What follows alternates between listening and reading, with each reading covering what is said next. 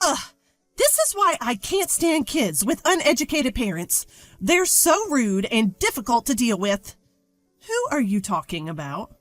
Oh, you don't get it unless I spell it out for you? Guess you're not too bright either. I am talking about your mom. She's just pretty and all she does is laugh. That's not true. Poor you, raised by someone so foolish. You can't choose your parents. My name is Emily. I was lovingly raised by my reserved dad, Joseph, and my mom, Anna, who is always kind with a beautiful smile. Dad was often away for work, but I remember having lots of fun with him on his days off. Mom was always there for me, a calming and warm presence in my life. Every day spent with Mom was a comforting experience, a sanctuary for me. I love both my parents very much, and they love me too. Even someone as mild-mannered as me might get genuinely angry if someone disparaged my parents. I had a dream about marriage. Marrying the person I love, combining two warm homes into one. How happy would that be? I'd always fantasize about it. Some might say it's nothing but a pipe dream. But I had that much confidence in my family. Richard, my current husband, respected my feelings. We met while working a part-time job. He was attending a prestigious university, while I was just a high school student going to an ordinary school. We were casual friends at first, but gradually grew closer. I ended up going straight into the workforce after high school, while he was still a college student at the time. We were attracted to each other because we had different perspectives, stemming from our different environments.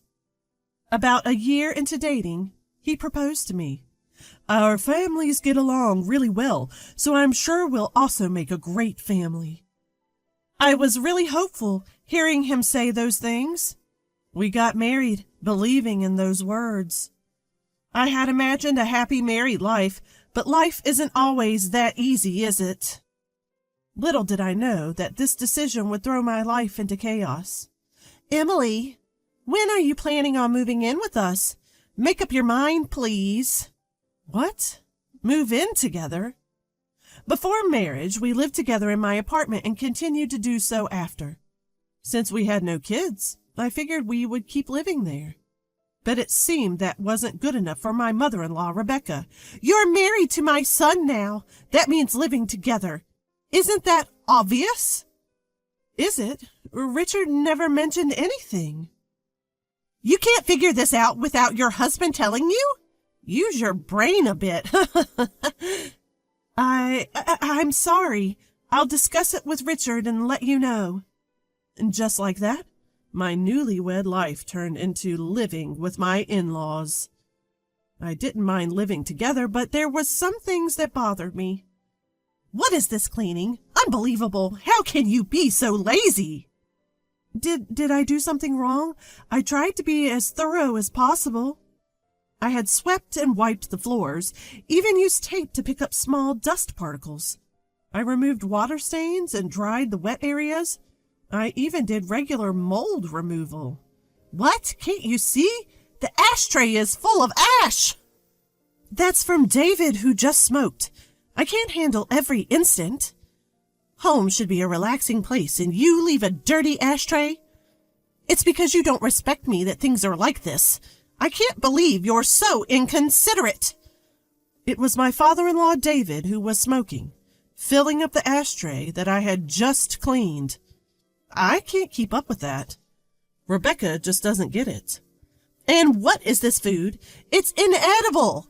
What kind of upbringing leads to this kind of taste? I think it's pretty average seasoning. What exactly didn't you like? Don't you know without me saying? It's too salty. You're jeopardizing our health. I didn't think it was that salty. I'll be more careful next time. Please do. We can't stay healthy if we keep living like this. I always thought my cooking was just average. I don't have an extensive repertoire of fancy gourmet dishes. What I lack in style, I make up for by consistently creating dishes that taste just fine. However, no matter how careful I was with my seasoning, it never seemed to please Rebecca. You've got to be kidding me. This is too salty. It's like you're doing it on purpose. I didn't mean to. I thought I made it quite mild. No matter what I cooked, Rebecca always had complaints. But when her friend came over and tried my fried chicken, she had something different to say. Oh, wow, this fried chicken is delicious. Did you make this? Yes, I took my time to prepare it, knowing you were coming over. You're too kind. Despite constantly criticizing me, Rebecca had no problem taking credit when her friend complimented the food. Make that terrible fried chicken again. I'll just have to bear it. If you don't like it, I can just buy something from the store. Didn't I tell you to make it? At least this way you can recognize your own shortcomings. Rebecca would make me cook fried chicken, then pack it up and give it to her friends as if she made it herself. She would lie about being the cook, then turn around and criticize me. I never understood what Rebecca wanted. She probably didn't like me, but she wanted the neighborhood to think well of her. I had to live in this environment. Every day was stressful, and it was wearing me down mentally. Neither my husband nor David ever stepped in to stop this cycle. Both seemed to tactically agree with Rebecca, leaving me feeling more isolated. This is my first experience with married life and living in a two-family home. Maybe this is just the way the world works, and I'm the one who can't handle it. I had no one to talk to, so I tried my best to endure it on my own. Emily, my clothes haven't been ironed. I wanted to wear this outfit for lunch today. But you said you wanted to wear something else yesterday. I've already ironed that. Well, I changed my mind. Being my son's wife, you should have anticipated that. At this point, I had no idea what the right thing to do was, and I was utterly frustrated. In that house, I felt like I had no allies. I gritted my teeth and put up with it, thinking that patience was my only option. Then, one day, the inevitable happened. Rebecca made sarcastic comments to me, as usual. By now, I've grown used to it and don't take it too seriously. Maybe she finds my reactions boring because her attacks have changed lately. You're always so inadequate, no matter what you do. I'd love to know your upbringing. I was raised by my parents just fine, thank you. Maybe I'm not perfect, but talking back, huh? Exactly my point. Normally, people don't raise children to talk back to their mother-in-laws. It's all your mother's fault. She doesn't have any impressive degrees, does she? She might not have degrees to flaunt, but that's a different issue. See? Talking back again. That's why you're no good. Your poor upbringing really shows. Enough. Can you please stop insulting other people? I can't take it anymore. My voice grew stronger as I couldn't hold back my emotions. Rebecca didn't miss my slight glare. This is why I hate kids with low-educated parents. So impolite and difficult to handle. Stop talking about my mom. Education has nothing to do with this. Oh, you must be stupid too, then. Your incompetence speaks volumes. Must be nice to skate by on your looks alone. I couldn't live like that. I haven't, but that's beside the point. You're pathetic, raised by such clueless parents. Well, you can't choose your family. She continued to insult my mom, and I had reached my breaking point. If you continue like this, I have my own thoughts too. I never intended to live with you in the first place. What? We took you in, didn't we? We're housing someone as incompetent as you. You should be grateful because we felt sorry for you since you couldn't receive a proper education. Rebecca sneered as she taunted me. Enough is enough. You have no right to say these things. At least my mom never raised me to insult other people. David finally broke his silence after hearing our exchange. What's with that tone? Don't you have any respect for us? I'm just giving you guidance. That's what a daughter-in-law should be grateful for. Let me be clear. I have no respect for you. All you do is complain, right? You're unbelievable. You don't belong in this family. Seems like you need some tougher lessons. David seemed quite frustrated with my defiance. My husband watched this whole exchange without intervening or saying a word. This situation is just not right. I thought we'd be a good family. I decided I couldn't stand my husband or his parents any longer and chose to divorce and cut ties. This family is messed up. I can't take it anymore. I'm cutting you all out of my life. What? You're divorcing him? You've got guts. Leave right now. I took David at his word, quickly packed my bags, and left my in-laws' house. I tried to calm myself down, but I couldn't anymore. When I rushed back to my parents' house with my bags, they greeted me with shock. After sharing what happened, they silently hugged me and patted my back. You did well. You didn't do anything wrong, and thank you for standing up for yourself. My mom comforted me in a gentle voice. Dad, quiet as ever, seemed to be contemplating something. After a while, he started to speak. I have a plan. Emily, take some time off. Leave the rest to me. I was surprised because Dad never says things like this, but his serious expression made me believe him. Since I didn't think things would work out with my in-laws, I drafted divorce papers and sent them as I had declared. I don't know what my husband thought, but there was no rebuttal from him. All done. Goodbye. That was the only message I received. I shed no tears over the abrupt ending.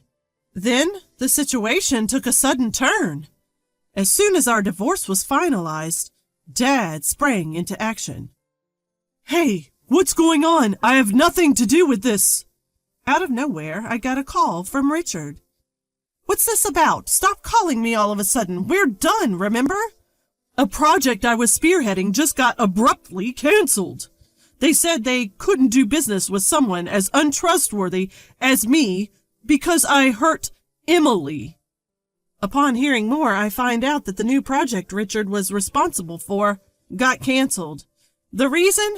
Apparently his dishonesty toward me, and the hurt he caused me was to blame. I couldn't see how these dots were connected. As I'm on the phone with Richard, Dad steps in and takes over the call. Is this Richard? I'm the one who canceled the deal. I don't think you're someone I can do reputable business with. What? Why are you involved, Joseph? This has nothing to do with you. You don't have the right to call me Joseph anymore. You didn't know that I was the client, did you? What? Joseph, you own that company? Turns out the company Richard was dealing with was actually Dad's company. Dad knew Richard was involved and tried to distance himself as much as possible. But after this incident, he reviewed the work and found it to be pretty sloppy. You're just dumping your work on your subordinates, just like you ignored Emily. That's not true. I heard from my staff that progress isn't being made. It's not realistic to continue business just for the sake of it. Plus, your family even insulted Anna. Treating my precious family with such cruelty is reckless. That's a misunderstanding. Even after the divorce, your mom kept sending snide remarks to Emily. That's concrete proof. This has nothing to do with me. It's what my mom did. How can you mix this up with business? You're not even competent at your job. Plus, you submitted the divorce papers without any hesitation, didn't you? You never protected Emily from the snide remarks your mom made, did you? Dad calmly corners Richard with these points. I might have considered working together if your only issue was incompetence. But I've lost all trust in you and your family. I don't care what your company thinks of me. I won't do business with you. This is unfair. Personal matters are affecting a fair business deal. If you have complaints, go through the company. From now on, I will only communicate with a company representative. With that, Dad hung up the phone. Continuing from where we left off, things took a turn for Richard and his family. Richard's project got officially scrapped. Though he tried to protest the decision, the company reprimanded him for his laziness. Not only did this put a stop to his career progression, but news of his irresponsible behavior spread. The end result? He was transferred to a remote location. Even though he was in sales, he found himself doing nothing but manual labor at a small rural office. Basically, a demotion. Rebecca and her family showed up at our house, tears in their eyes, offering apologies. But Dad was having none of that. You've disrespected our family enough. I'm the head of this household, and my job is to protect my family. As far as I'm concerned, what happens to you, who are no longer family to us, is none of our business. Rebecca got pretty emotional, crying and shouting so loudly that the neighbors could hear. Richard got demoted because of you. What are you going to do about it? If you cared about Richard, perhaps you should have instilled him better values. Maybe you should have raised him to be an adult who can protect his own wife. We told them to never contact us again and forcibly showed them to the door. After that, Rebecca stormed into Richard's company to lobby for better treatment for her son. That didn't go over well either. It became a notorious incident within the company, and Richard felt so uncomfortable at his new post that he ended up quitting. Looks like Rebecca's recklessness cost him his job. As for me, I'm taking some time to recover, both physically and emotionally, at my parents' home. I couldn't find it in me to make it work with Richard and his family, especially after they insulted my beloved mom. For now, I'm totally over the idea of marriage. Instead, I want to focus on showing gratitude to my parents and strengthening our family bonds.